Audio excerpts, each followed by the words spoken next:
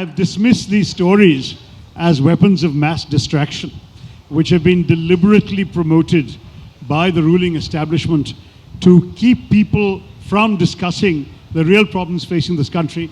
We have the highest unemployment figures since unemployment was ever recorded.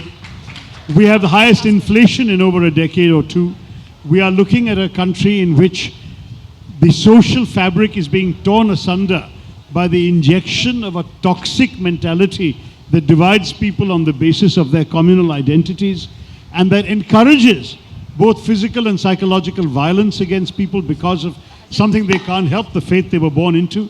It's a tragic situation. And at least people like you who have the benefit of education and knowledge should be able to stand up against this in your own families, in your own communities, in your own social media, in your own university classrooms. Because if not, it is the very character and nature of our country, established over thousands of years of civilization, that is being torn asunder for the short-term, petty political gains of a party of mere mortals. It's a really tragic development.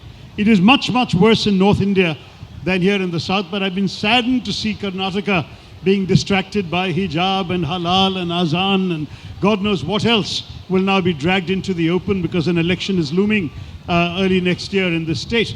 To my mind, this is the worst thing about our politics, is that it has brought out some of the worst instincts in people. And things that were not even considered polite to express in the privacy of your own living room when I was growing up are now being openly declaimed on public platforms and on with loudspeakers. It's shocking and shameful, and I think all of us have a duty to stand up against it. I'm almost tired of saying this because I write so often and speak so often against it, and it seems to make no impact whatsoever. But the truth is, if we all did so, we multiplied our voices and stood up for decency, for just decent human behavior with each other, we would create a much better country for you and your next generation to grow up in.